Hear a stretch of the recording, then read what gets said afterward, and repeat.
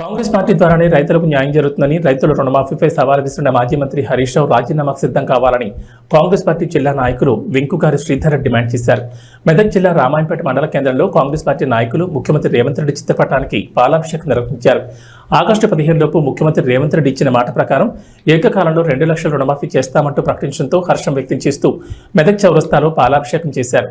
ఈ సందర్భంగా కాంగ్రెస్ పార్టీ నాయకులు మాట్లాడుతూ, కాంగ్రెస్ ప్రభుత్వ హయాంలోనే గత వైఎస్ రాజశేఖర రెడ్డి హయాంలో ₹1,00,000 రుణమాఫీ జరిగిందని, మరోసారి రేవంత్ రెడ్డి హయాంలో 2 లక్షల రుణమాఫీ జరుగుతుందని వారు హర్షం వ్యక్తం చేశారు.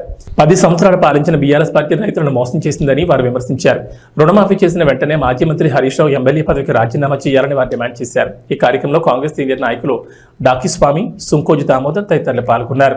ఈరోజు ముఖ్యంగా ఫస్ట్ చెప్పదలుచుకునేది ఏంటంటే, రామాయంపేట కాంగ్రెస్ పార్టీ తరఫున మన గౌరవ ముఖ్యమంత్రి రేవంత్ రెడ్డి గారికి ప్రత్యేక కృతజ్ఞతలు తెలుపుకుంటున్నాం. ఎందుకనంటే ఎలక్షన్లో చెప్పిన విధంగా ఏకదాటిగా 2 లక్షల రుణమాఫీ చేస్తామని అప్పుడు మన గౌరవ ముఖ్యమంత్రి రేవంత్ రెడ్డి ప్రకటించడం జరిగింది.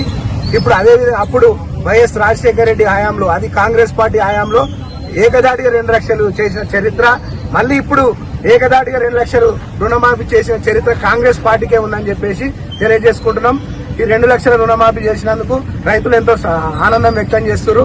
ముఖ్యంగా హరీష్ రావుకి ఒకటి చెప్పదలుచుకున్నాము. రేవంత్ రెడ్డి గారు ఎప్పుడైతే రుణమాఫీ చేస్తారో నేను రాజీనామా చేస్తా అని చెప్పడం జరిగింది. మీరు హరీష్ రావు గారు మీరు రాజీనామాకు సిద్ధంగా అండి. ఆగస్టు 15 లోపల మా ముఖ్యమంత్రి గారు చెప్పిన విధంగా ఏకదాటిగా 2 లక్షల రుణమాఫీ చేయడం జరుగుతుంది. మీరు రాజీనామాకు సిద్ధంగా ఉండాలని చెప్పేసి కాంగ్రెస్ పార్టీ తరఫున డిమాండ్ చేస్తున్నాం. జై కాంగ్రెస్.